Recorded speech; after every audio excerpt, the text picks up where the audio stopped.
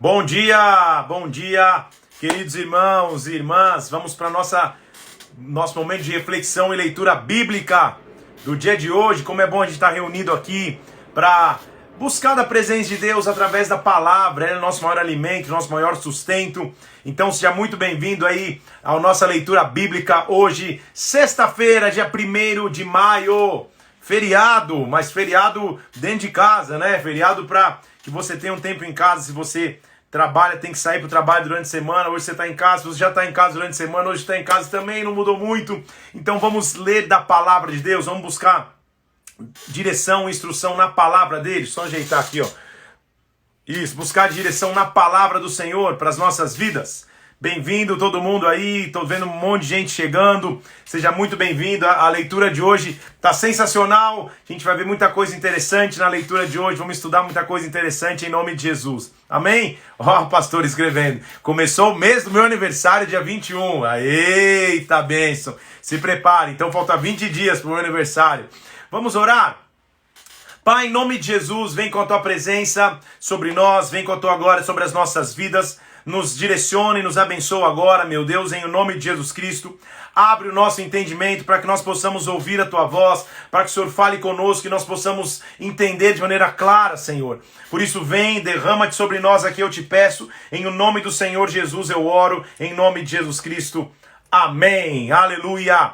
26º dia de 100. 26 de 100, vamos nessa, hoje está muito emocionante a leitura, se você já leu, você sabe o que eu estou dizendo, se você ainda não leu, vai ler depois da live, você vai pelo menos pegar já um resumo aqui, alguns comentários do que a gente vai ler, então vamos nessa, vamos acelerar, vou desligar aqui os comentários para você ficar mais tranquilo. A leitura então ontem terminou em 1 Reis capítulo 17, a gente viu a vida de Salomão e tanto seu momento de ápice de prosperidade como seu momento de idolatria, e vimos o que começou a acontecer com Israel então depois da idolatria de Salomão, como Israel agora se dividiu depois de que seu filho Roboão foi mais pesado do que ele, as tribos se dividiram, agora a gente tem Israel e Judá, e começamos a ver alguns reis inexpressivos que fazem parte da linhagem real, mas não tem muito o que adicionar.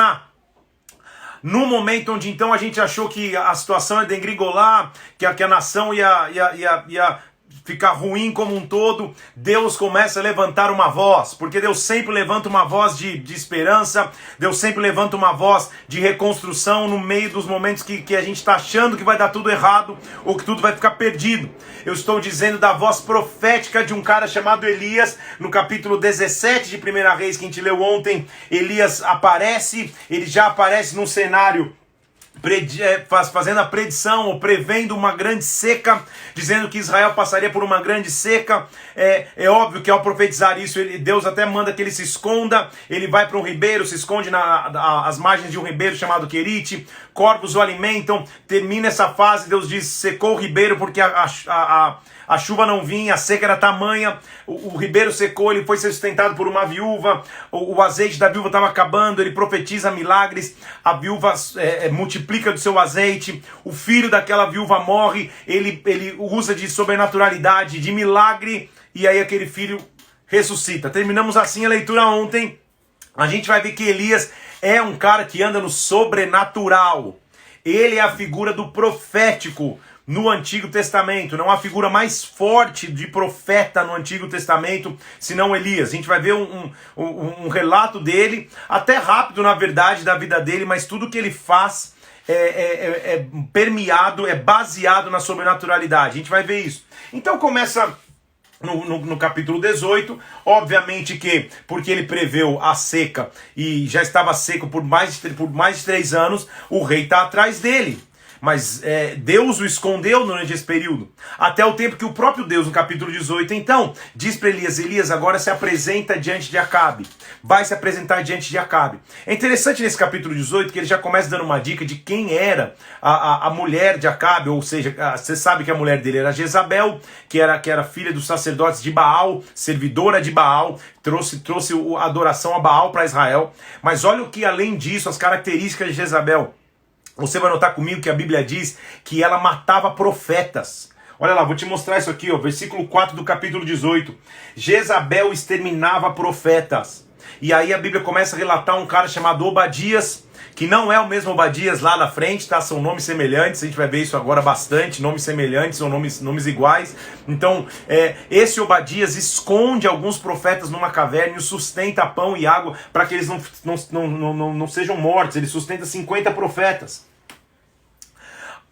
Fica só um registro para a gente saber como esse Obadias é a representação de que mesmo numa geração, numa época que Jezabel vem para matar profetas, há homens que preservam o profético, que guardam o profético mesmo na simplicidade, com pão e água, mas guardam o profético escondido. Chega um dia que Acabe diz assim, nós precisamos procurar Elias. Tipo, não deve estar mais dando certo essa seca, não deve estar mais dando certo essa confusão que a gente está vivendo. Então eles saem para procurar Elias, divididos em duas equipes. Acabe vai para um lado, Obadias vai para o outro. Só que o que eles não sabiam é que Elias o próprio Elias já tinha recebido de Deus a instrução de procurar Acabe. Elias acaba encontrando Obadias e diz assim, fala para o teu senhor que eu quero encontrar a ele. Obadias, inicialmente ele se nega, ele fala, meu senhor vai me matar, Acabe vai me matar, por quê? Porque ele está te procurando feito um doido desde sempre, não te acha. Se eu disser para ele que eu te encontrei e voltar aqui, você tiver ido embora, eu vou ser morto, você não sabe que eu sou um cara do bem, eu sou um cara que guardou profetas, tal. Ele diz, não pode falar para Acabe, assim como eu estou dizendo, vai acontecer, tipo, eu vou encontrá-lo. E realmente é isso que acontece. Versículo 17, quando Acabe vê Elias, olha como Acabe cumprimenta Elias. És tu perturbador de Israel? Ou seja, aquela profecia dele na cabeça de Acabe tirou a paz de Israel, mas a seca veio justamente porque Acabe estava longe, distante de Deus. Ao invés de Acabe perceber os seus erros, ele culpa o profeta. É típico de alguém influenciado por essa mulher Jezabel, que na verdade representa um espírito que quer matar o profético. Então ele diz, você é o perturbador de Israel? Respondeu Elias, eu não perturbei Israel não. Mas quem perturbou foi você, versículo 18. Porque você deixou os mandamentos do Senhor e seguiu os Balaíns. É você que perturba Israel. Versículo 19. Agora, então, faz o seguinte. Já que você diz que eu sou perturbador, Elias era o cara do profético. Faz o seguinte, chama todos os profetas de Baal. Na verdade, chama todo Israel para o Monte Carmelo. Lá a gente vai decidir esse embate aí. Lá a gente vai decidir em campo se Deus é Deus ou não é Deus.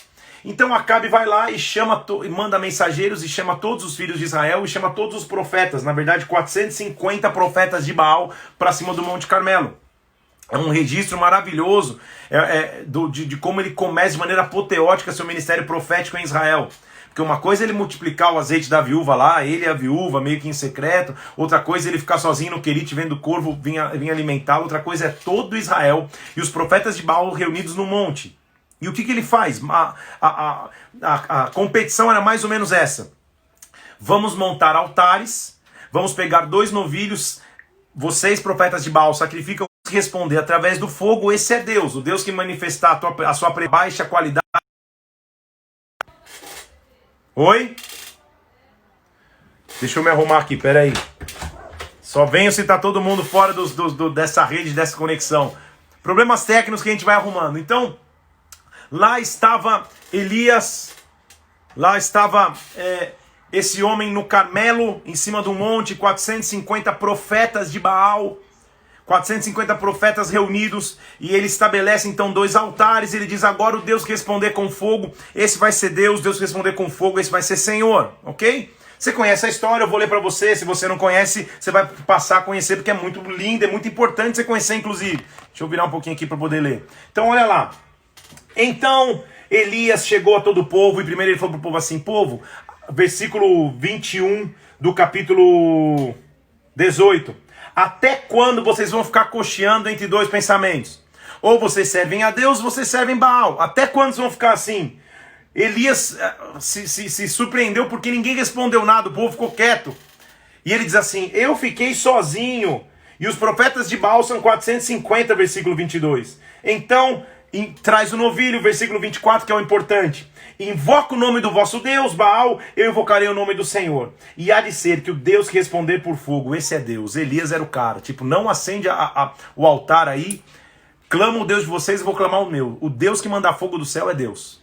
Ele está diante do povo, ele não está em secreto, está diante de todo o povo, tem testemunha assistindo. Ele chama para ele, na verdade ele joga para Deus.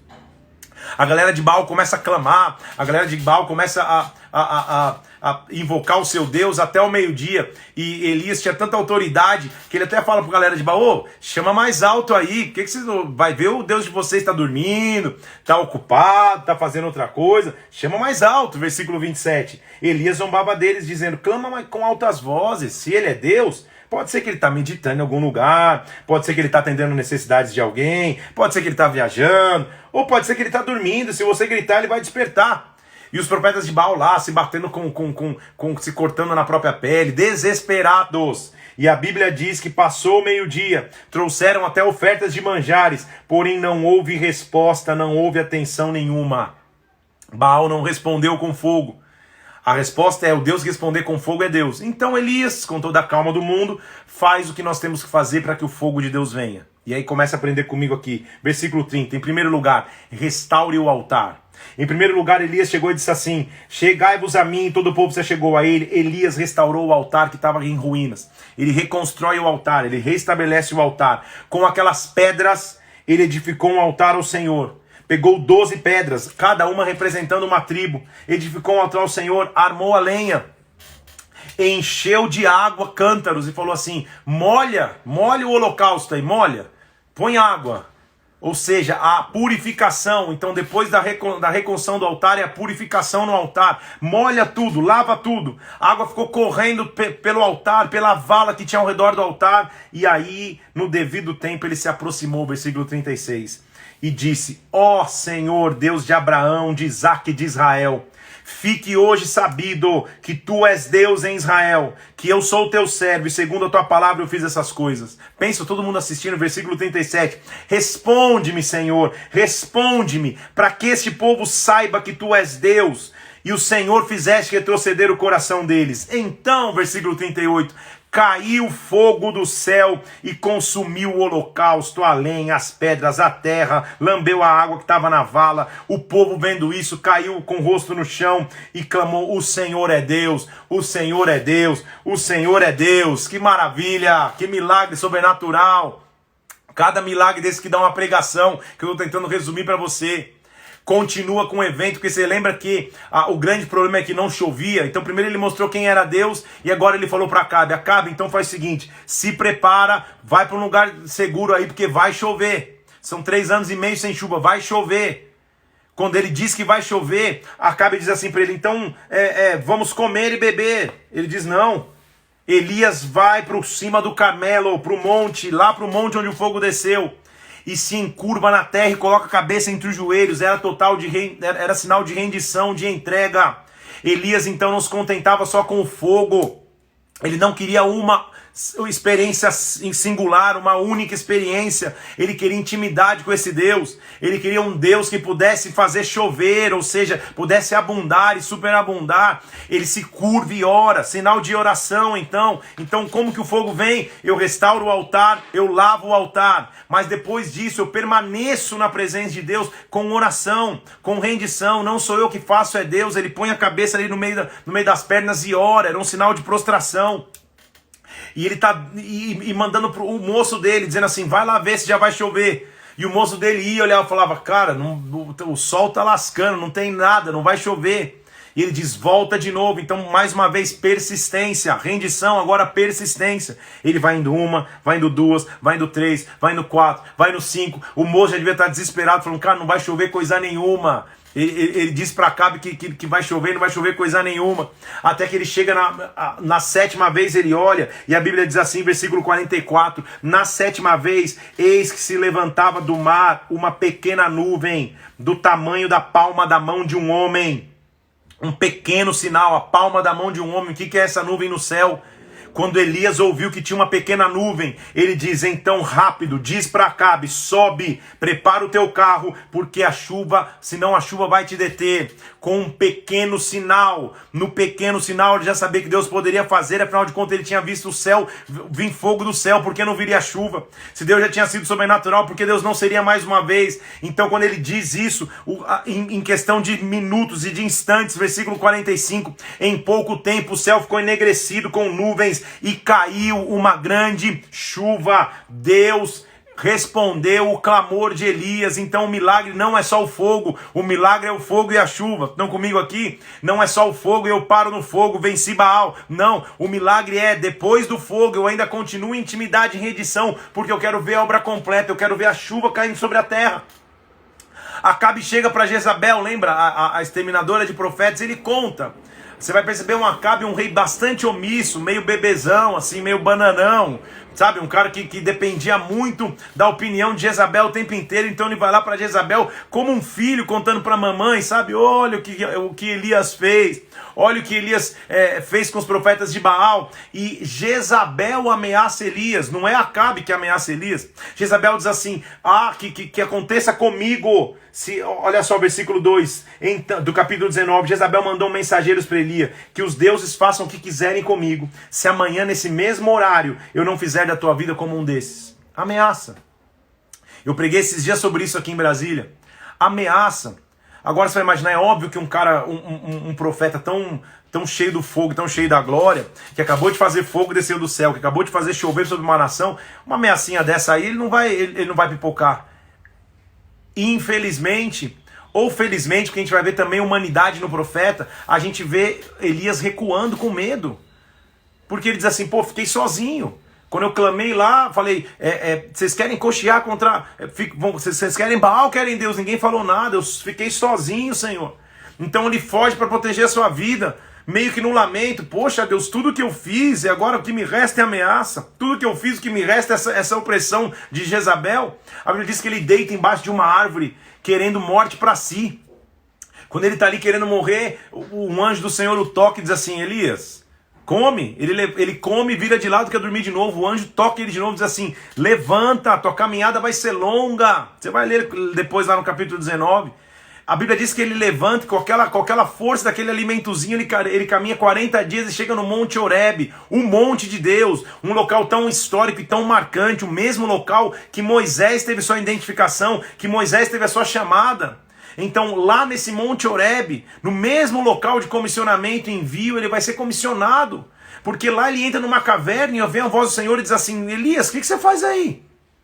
E ele responde com blá blá blá, Senhor, eu fiquei sozinho, não tem nenhum profeta, papapá, eu fiquei sozinho. Deus responde, sai da caverna, vem para fora. Quando ele sai da caverna, a Bíblia diz que começam alguns eventos naturais a acontecerem. Primeiro vem um vento tão forte que rachava as pedras no meio, e o Senhor não estava no vento. Depois vem um terremoto que balançou as estruturas, e o Senhor não estava no terremoto, era tudo tentando fazer ele voltar para a caverna, para testar o medo dele. Daqui a pouco vem um fogo, e o Senhor não estava no fogo. Depois de tudo isso, a Bíblia diz que veio um cisso, em algumas traduções, um sussurro suave, uma voz suave. Você só consegue ouvir o sussurro de alguém que está perto de você, não longe. E o Senhor estava nessa voz suave. E nessa voz suave, o Senhor diz, o que você faz aí? Ele diz assim, eu tenho sido extremamente zeloso, mas eu fiquei sozinho, versículo 14. Eu estou sozinho, versículo 15, o Senhor não dá muita bola, sabe, para o choro dele. Pelo contrário, com o choro, Deus responde com comissionamento. Ele diz, vai, volta ao teu caminho. Chegando lá, ele deu instrução. Unge Azael, rei da Síria, unge Jeú, rei sobre Israel, e unge Eliseu, profeta em teu lugar.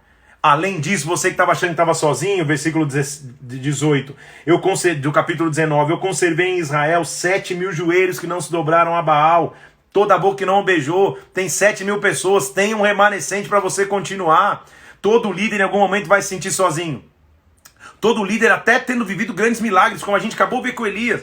Às vezes você sai de um culto de poder, acabou de pregar num culto maravilhoso, no domingo à noite aquela glória, na segunda de manhã você acorda destruído, falando, o que aconteceu? Estou sozinho. Por que isso acontece contigo às vezes? Porque é um ataque de Jezabel que quer matar o profético.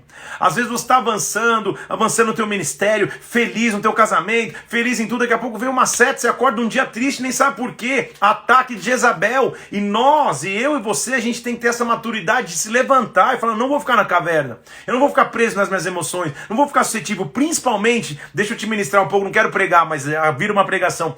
Principalmente nesse momento de quarentena, que você está em casa, suas funções mudaram, você tá um pouco ocioso ou ociosa, você está mais parado do que o normal. Talvez você esteja sendo afligido nas suas emoções, porque Jezabel quer calar a voz do profético. É tempo de tomar uma decisão. Vou sair da caverna, não vou ficar preso na caverna não.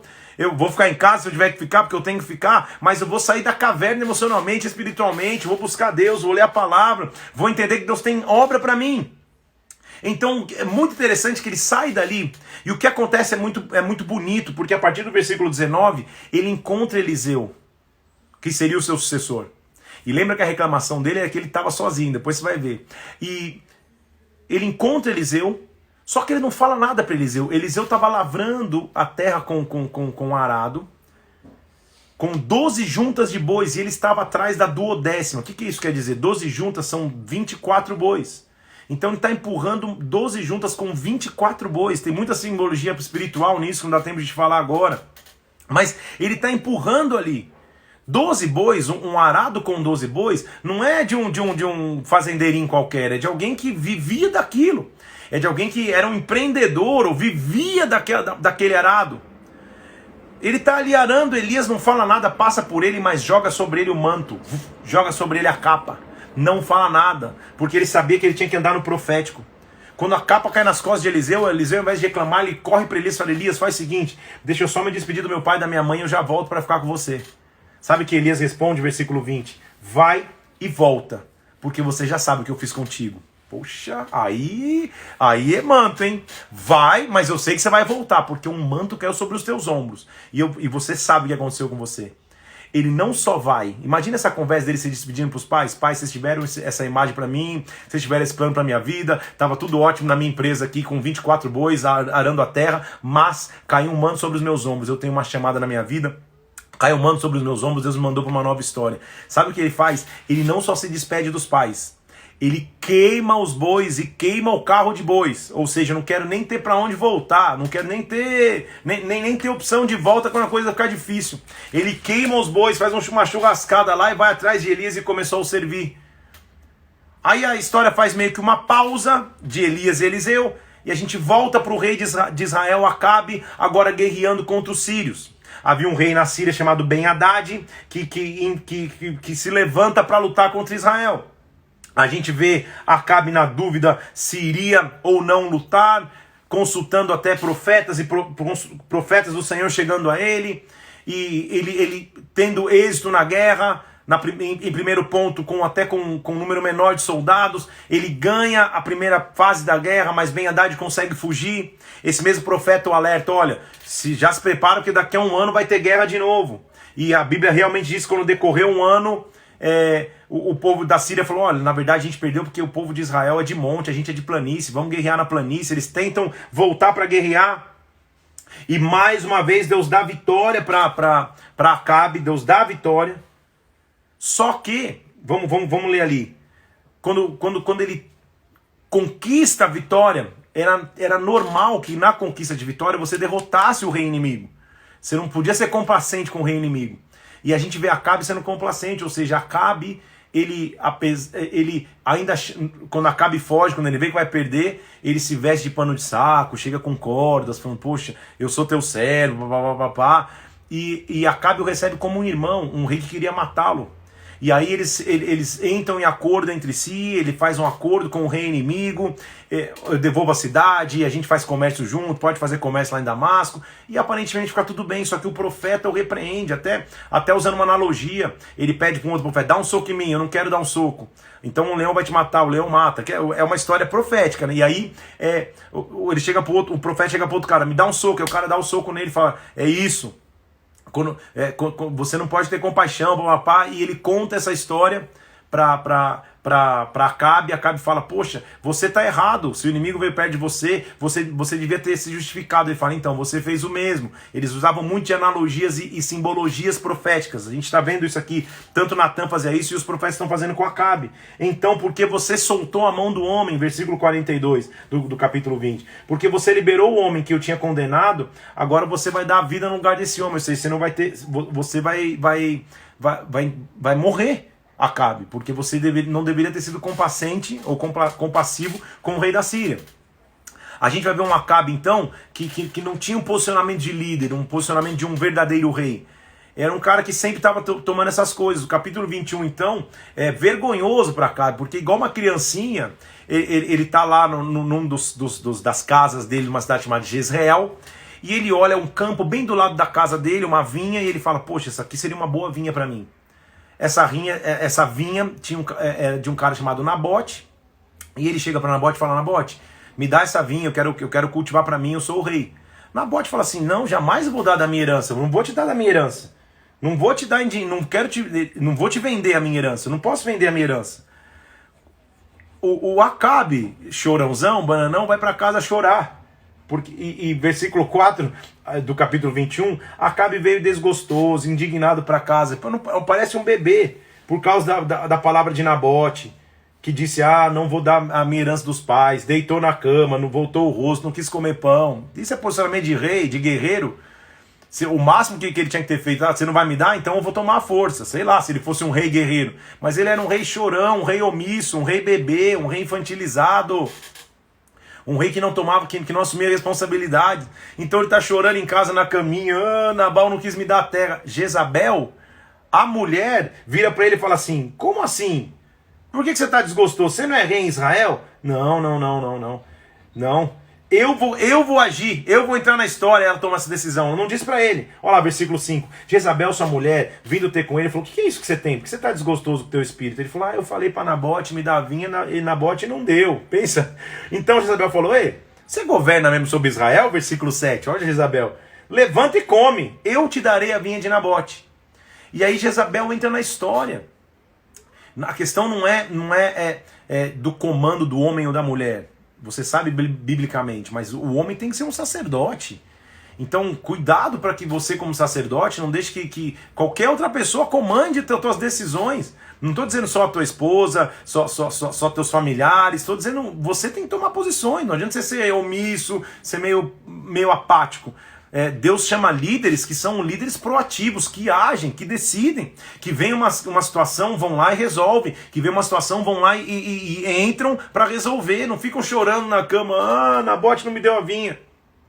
Então Jezabel faz uma trama para que Nabote seja morto.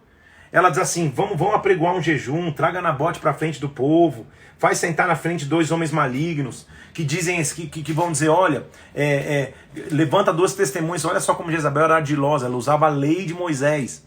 Traz Nabote no dia da festa e traz 2 testemunhas, que ela sabia que na lei de Moisés só 2 testemunhas condenavam alguém. E junta essas 2 testemunhas e levanta falso testemunho, mas em 2, contra Nabote, dizendo que ele blasfemou contra o rei e contra o Senhor, ele tem que morrer apedrejado. Ela faz isso e a artimanha dá certo. E Nabote morre apedrejado pelo engano. Mas olha que engano de Jezabel. Quando aconteceu isso, mandaram dizer para Jezabel, versículo 14, Nabote morreu, foi apedrejado, deu certo. Então Acabe levantou e tomou a vinha de Nabote. Igual uma criancinha que recebe um presente totalmente omisso. Quando isso acontece, aí Deus fala, Elias, agora se levanta e vai falar com Acabe. Agora se levanta e vai falar com Jezabel. Mostra para eles que essa atitude deles e que as atitudes que eles têm tomado agora os amaldiçoaram. Elias se levanta e amaldiçoou os 2, dizendo, olha, vocês vão ser lambidos por cães depois de mortos, que era tipo a pior maldição que poderia ter, que a pior vergonha que poderia ter, vocês vão ser lambidos por cães. E olha o que a Bíblia diz, como Absalão era um cara influenciado, versículo 25 do capítulo 21, ninguém ouve como Acabe, que se vendeu para fazer o que era mal perante o Senhor, porque Jezabel, a sua mulher, o instigava. Jezabel, a sua mulher, o instigava. Esse espírito, então, que agia sobre Jezabel, me entenda, querido irmão e irmã, não é só da mulher. Muitas vezes mulheres são usadas assim, sim, afirmo isso. Mas também homens, às vezes, agem com manipulação, agem com vitimismo, agem com manipulação para conseguir seus propósitos. É a mesma raiz, é o mesmo espírito. Então aqui não estou falando do gênero, se é homem ou mulher, estou falando de um espírito que precisa encontrar homens que se posicionem. Então, e mulheres se posicionem. Acabe, então, é prometida essa maldição, ele se humilha e fala, poxa, que isso não aconteça, Deus até tem misericórdia, não vou fazer isso agora, mas isso vai acontecer sobre a família dele. A gente vai ver no capítulo 22, e aí a dificuldade de ler a vida dos reis, para você entender, são duas: o sincronismo e os nomes, porque às vezes está contando a história de Israel, daqui a pouco ele entra e conta a história de Judá, aí tem um que chama Jeorão, tem outro que chama Jorão, aí tem um rei de Israel que chama Acasias, lá na frente um de Judá vai chamar Acasias também, você fala, de quem ele está falando? Então calma, respira, vai lendo com calma, você vai conseguir entender.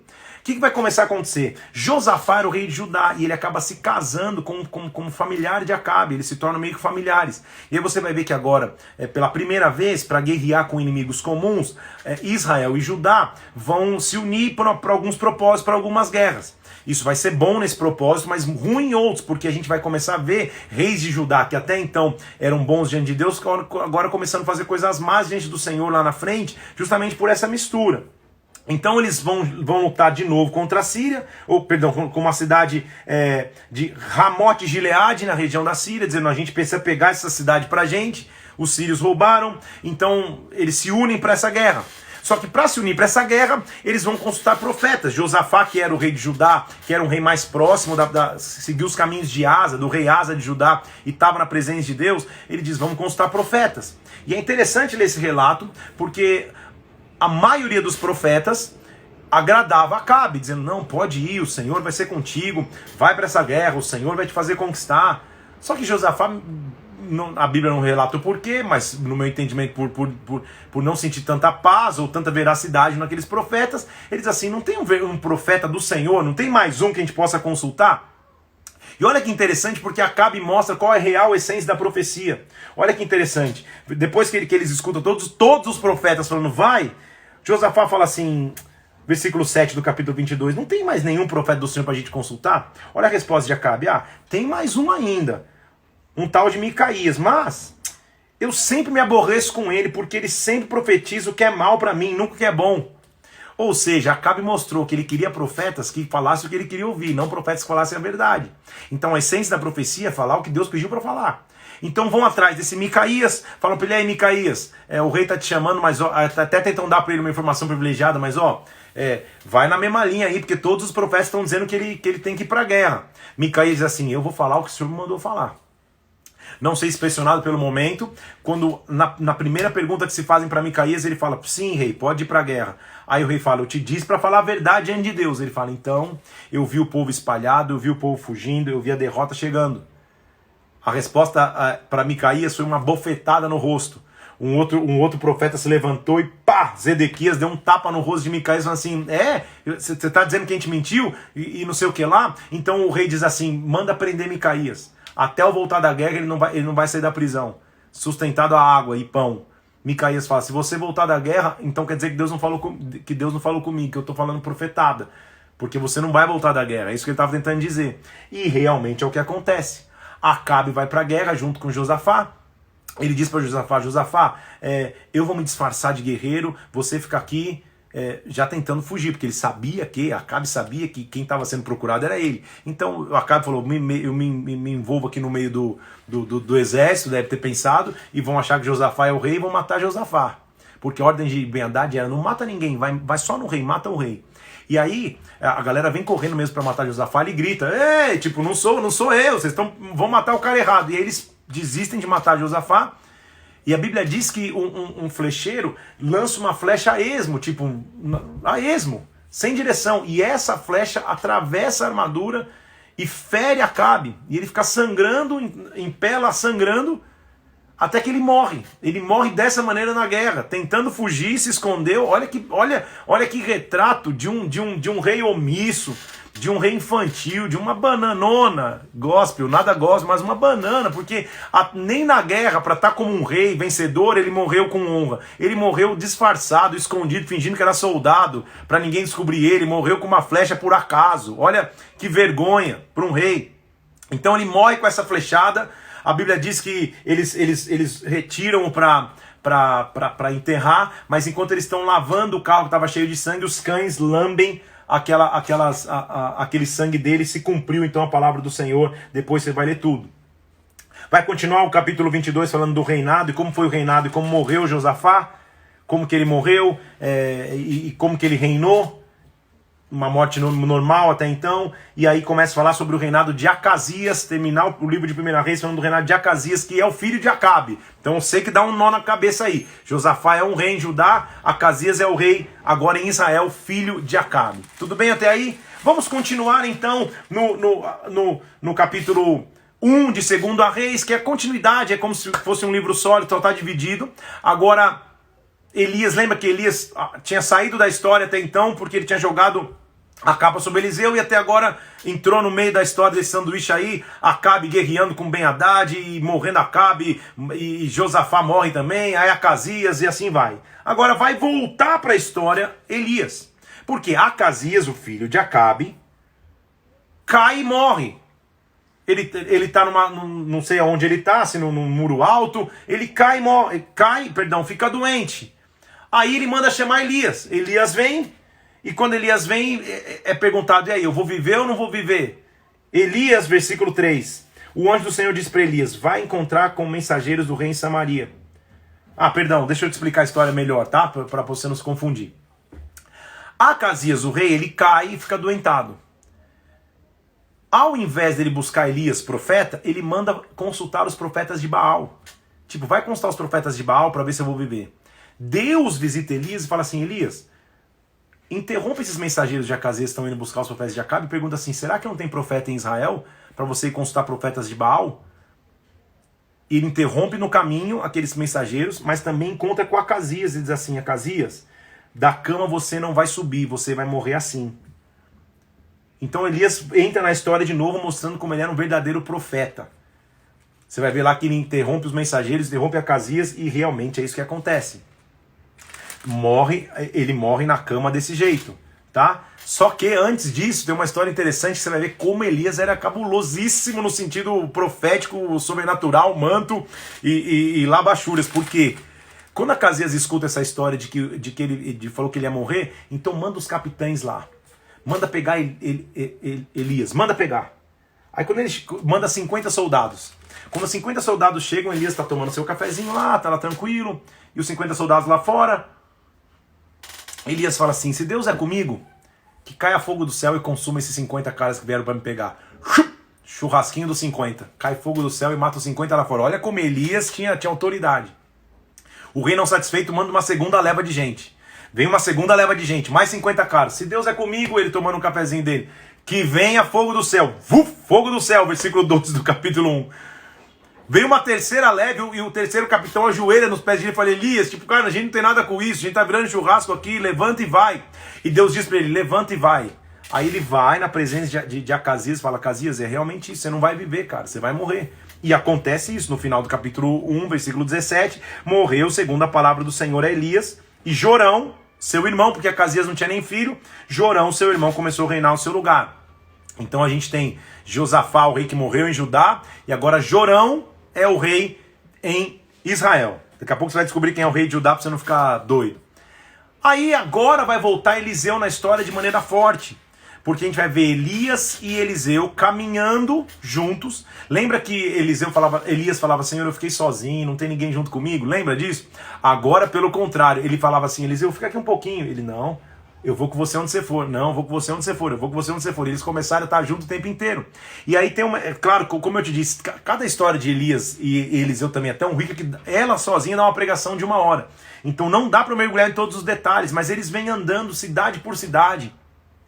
E cada cidade mostra o significado profético do que você tem que fazer para receber uma nova porção. Por exemplo, eles começam em Gilgal, que significa conforto. Eles levantam do conforto de Gilgal e vão até Betel. Betel significa casa de Deus. Fica aqui, Eliseu. Não vou ficar. Eles continuam e vão para Jericó. Jericó é a cidade que eles quebraram muralhas. Eles saem de Jericó e vão para o Jordão. Presença de Deus. Travessia, presença de Deus específica no Jordão. Quando eles atravessam o Jordão, Elias fala para mim, vem cá, cara, deixa eu falar uma coisa para você. O que você quer que eu te faça? Eliseu, por que você não me abandona? O que você quer que eu te faça? Eliseu fala assim, cara, eu quero porção dobrada do teu espírito. Eita! Então para querer porção dobrada, você tem que sair de Gilgal, passar por Betel, atravessar Jericó e passar pelas águas do Jordão que se partiram. Ou seja, você tem que viver um processo, tem que viver uma história. Não é chegar da noite pro dia, é chegar, pousar direto teu avião e helicóptero lá depois do Jordão, falar porção dobrada. Eu saí do conforto, eu passei e criei raízes na casa de Deus, eu aprendi a transpor muralhas em Jericó, eu aprendi a atravessar o Jordão junto com o meu líder. Agora eu posso pedir, me dá a porção dobrada do teu espírito. Então aí, estão entendendo? Só isso dá uma pregação, dá até um livro. Agora, o que significava a porção dobrada do espírito? Não era quantidade, ou a quantidade de unção, não é isso. Porque o Espírito é o mesmo para todos. A diferença é o quanto você se dedica, quanto você se entrega, quanto você tem intimidade com Deus. Por isso você manifesta mais sinais, ok? O que significa pedir porção dobrada? O filho na cultura hebraica, o filho primogênito de alguém, na morte de seu pai, se ele era o primeiro filho, ele recebia a porção dobrada da herança de todos os demais. Então ele recebia a porção dobrada e o restante se dividia entre os outros filhos. O que Eliseu está dizendo é, eu quero ser o teu filho. Eu quero ser considerado como teu filho. Por isso que Elias vira e fala, cara, você pediu uma coisa difícil. Mas se você estiver junto comigo quando eu for levado ao céu, ou seja, se você não desistir, se você estiver caminhando comigo até o fim, você vai receber o que você pediu. Como a vida de Elias é uma vida de coisas bem naturais e tranquilas, os dois estão andando, de repente chega um carro de fogo do céu e separa os dois. Assim, tranquilo, um Uber Fire vem, Elias sobe aos céus. Eliseu começa a gritar, meu pai, Israel, seus cavaleiros, e agora? Tipo, meu Deus, o que aconteceu? Só que o manto que um dia tinha sido jogado lá atrás, nos ombros dele, enquanto ele estava lavrando os bois, agora o manto era dele por direito. A mesma coisa que aconteceu com Davi, não é no primeiro manto que cai nas costas e fala, agora eu sou o cara, agora vamos embora, agora é Deus comigo e vamos nessa, Deus é conosco. Tudo bem? Não. Só caiu o manto para mostrar, você tem uma chamada, anda, caminha, esteja até o final ali. No final, agora o manto é teu. Ele pega o manto, parte as águas do Jordão de novo, os profetas que veem tudo isso acontecendo, tinha uma companhia de profetas. Não era só os dois. Aquela companhia de profetas olha e fala assim, meu Deus, vamos buscar Elias, ele deve ter algum lugar, Deus deve ter levado a algum lugar. Eliseu fala, não adianta buscar. Mesmo assim eles insistem, eles vão buscar, volta você ter encontrado. Só que daí aqueles profetas chegam para ele e falam assim, a gente está aqui em Jericó, e pô, a cidade é até legal, mas as águas aqui são amargas, as águas são terríveis, a terra é estéril, as águas são más. E Eliseu chega e diz assim, faz o seguinte então, pega um jarro novo, ou seja, Deus vai começar uma nova estrutura, pega sal e joga na água, e as águas ficam saudáveis. Isso já é outra pregação, muita coisa começa a acontecer. Agora, eu quero chamar a tua atenção aqui, é óbvio que eu tenho que chamar a tua atenção, a partir do versículo 23. Quando Eliseu começou a subir para Betel, dois rapazinhos começaram a sair e começaram a falar, sobe calvo, sobe careca, sobe, versículo 23, sobe. Cuidado quando você vai zoar a careca de um profeta, hein? Cuidado quando você vai zoar a careca de um homem de Deus. Porque a Bíblia diz que porque eles estavam ali falando, sobe careca, sobe calvo, saíram duas ursas e despedaçaram aqueles meninos. Não foi Eliseu que chamou, mas porque, pastor, o que é isso? Que loucura é? Só por causa de uma calvície? Não era isso. Esse sobe calvo era ele escarnecer do profeta. Eles estavam minimizando Eliseu. O subir não é subir de sobe a rampa, não. Subir, eles estavam falando, faz igual Elias, vamos ver se você é top igual Elias. Elias não subiu aos céus? Sobe aí! É isso que eles estavam dizendo. Rapazinhos no original é a figura de jovens adoradores ou jovens sacerdotes idólatras. Então não é qualquer molequinho lá que foi brincar. Então eram sacerdotes da idolatria que estavam falando, quero ver você ser igual a Elias. Sobe careca, vai careca, sobe também pro céu. Quando zoou careca, saíram as ursas. Então cuidado, quando você for zoar a careca de um pastor, de um líder, olha pros arbustos para ver se não vem uma ursa por aí. É brincadeira, mas não vai zoar careca. Muito bem. Então, ele começa a falar no capítulo 3, vou correr aqui, sobre o reinado de Jorão em Israel, como Jorão reinou em Israel, quanto tempo ele reinou. Elias vai predizer a vitória sobre Moabe, que os moabitas se revoltaram, a gente não vai mais pagar o imposto que pagava na época de Acabe, mas aí eles vencem os moabitas, depois você lê tudo isso. Capítulo 4 vai começar então os milagres, uma série de milagres de Eliseu. Veja que os milagres de Eliseu vão ser descritos com detalhes. O primeiro ele aumenta o azeite de uma viúva. Uma das viúvas da companhia de profetas fala assim, cara, meu esposo morreu e eu tenho 2 filhos e o que tá acontecendo é que o credor tá vindo pegar os meus filhos e levar meus filhos embora. Ou seja, quem chega nesse nível é que não tem mais dinheiro para nada, vai pagar com os próprios filhos. Eliseu fala, o que eu vou te fazer? Me fala o que você tem em casa, ou seja, dentro da tua casa vai vir a solução, dentro da tua casa vai vir a resposta. Ela falou, poxa, eu tenho um pouco de azeite numa botija. Ele diz assim, então faz o seguinte, pede vasilhas emprestadas. E não faz tanto sentido, porque se ela já era endividada, vai fazer mais dívida, empresta a vasilha de alguém. Ela emprestou um monte de vasilha e os filhos começaram, dentro de casa, ela e os filhos começaram a ver o milagre. O azeite começou a multiplicar, até que ela falou, traz mais vasilha, os filhos falaram, acabou a vasilha, acabou o azeite. Isso mostra que a fé que eu tenho para buscar vasilhas, para aumentar a estrutura, é o poder que Deus tem de derramar mais. Então, nunca limite o que Deus pode fazer na tua vida, nunca limite o poder de milagres, o poder do sobrenatural, porque o azeite vai vir. Aí a gente vem para Eliseu com uma mulher chamada Sunamita, uma série de milagres de Eliseu. Preguei sobre isso esses dias, um desses domingos aqui, se eu não me engano, até domingo passado.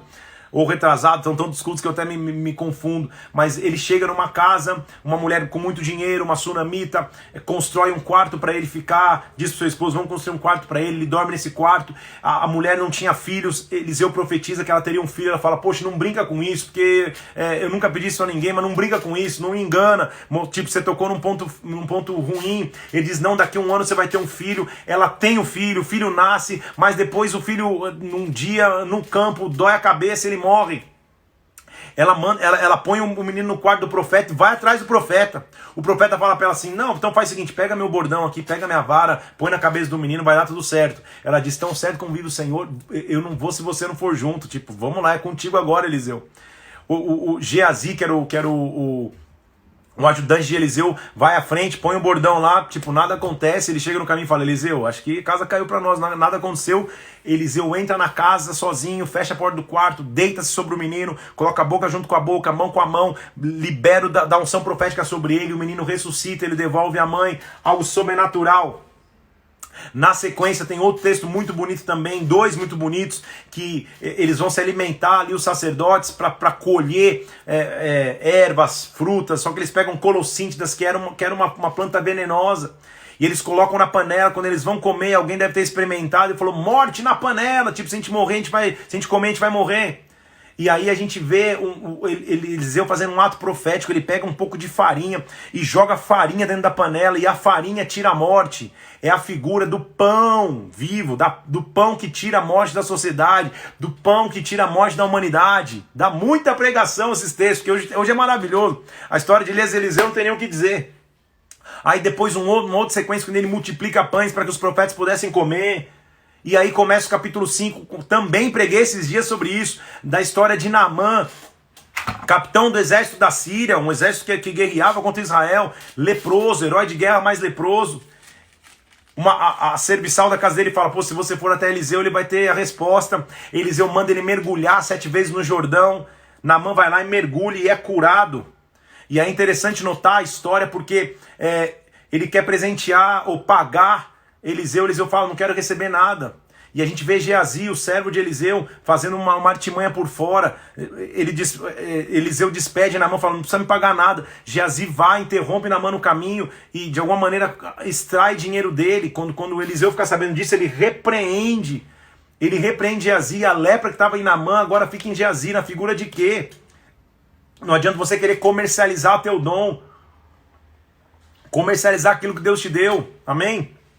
Aí eles vão aumentar a estrutura do profético deles, e construindo ali, o machado cai na água. São vários milagres, cada milagre dá um livro, como eu já te disse. Então o machado cai na água, afunda na água, e Eliseu faz flutuar o machado, como se dissesse o avanço do profético, o avanço da companhia de profetas, o alargar das estacas não vai ser impedido.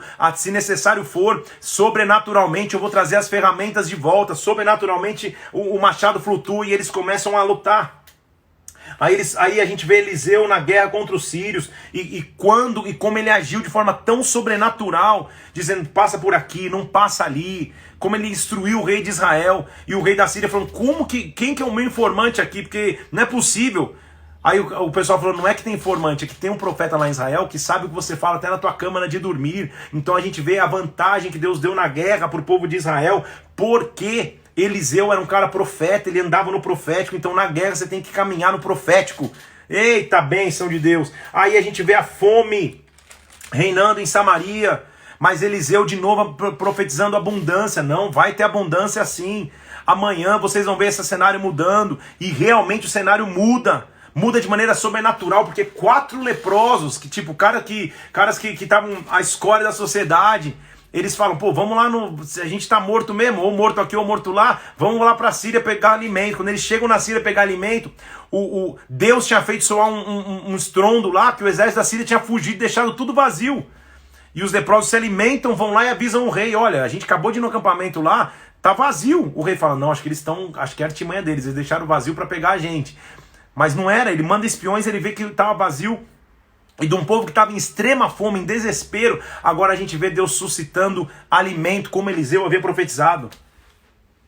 Quando isso acontece, volta um registro daquela mulher sunamita, porque quando a fome ia começar, Eliseu avisou aquela mulher, a sunamita, que tinha um quarto lá e que o filho tinha ressuscitado. Ele falou, sai um pouco, vai para a terra dos filisteus que a gente vai passar fome em Israel. Agora a gente vê no capítulo 8 essa mulher voltando para Israel. E quando ela chega na presença do rei, o rei está escutando falar do testemunho dela, inclusive. E o testemunho traz restituição, o testemunho faz com que o rei fale, ó, pega as terras que eram tuas e as terras são devolvidas para você agora. Aleluia! Vamos até respirar, para você dar uma respirada aí. Eu sei que é muita coisa. E minha intenção é te dar um panorama geral de tudo que aconteceu. Eu corri mais nos milagres de Eliseu, porque são histórias mais conhecidas do todo. Se você ainda não tinha intimidade, você vai ler. E elas são de melhor assimilação. Agora, como vai terminar nossa leitura de hoje?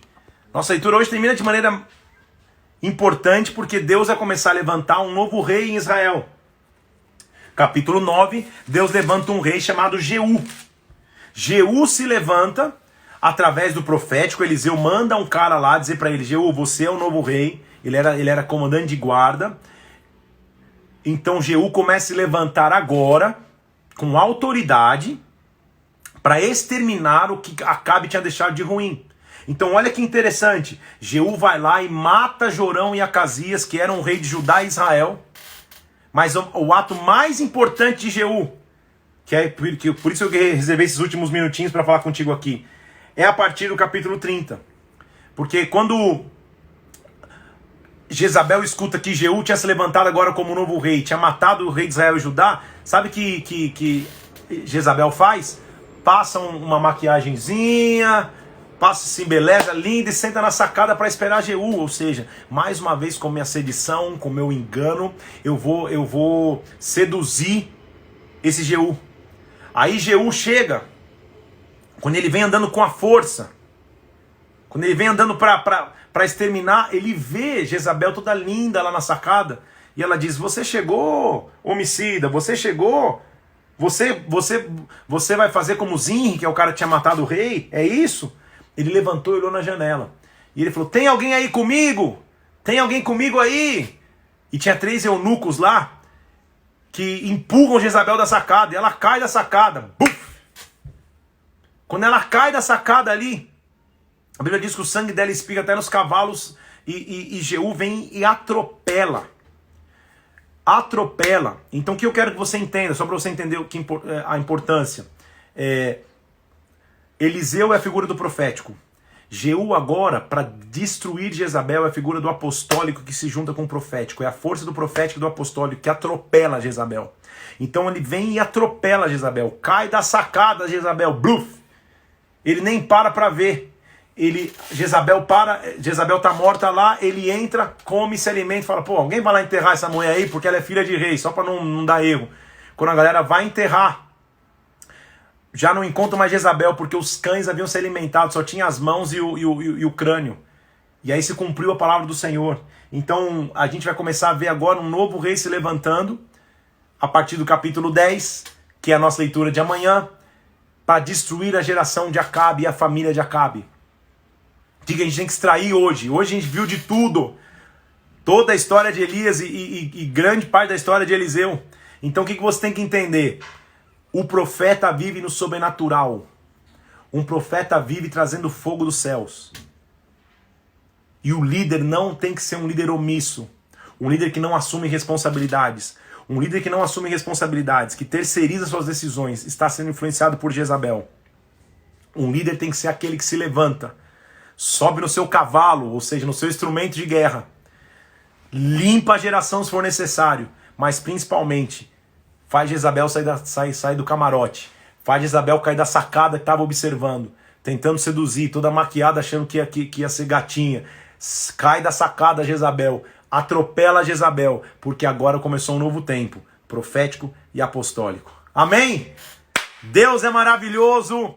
Hoje foi caminhão desenfreado na ladeira junto com o trem, mas estamos juntos. É manto de Deus. Assiste de novo essa live, lê com calma os 14 capítulos para você poder acompanhar o que Deus está fazendo. Amém? Que Deus te abençoe muito. Tenha uma excelente sexta-feira. Amanhã nós vamos então de 1 Reis capítulo 10. Perdão, 2 Reis capítulo 10, que nós já estamos até 2 Reis capítulo 23. Amanhã estamos juntos, assista a live de novo, acompanhe que Deus vai falar contigo, leia, tenha um dia muito abençoado, que a glória de Deus venha sobre a tua vida em nome de Jesus Cristo. Um abraço a todos que eu estou vendo aqui, um abraço a todos vocês, Deus abençoe.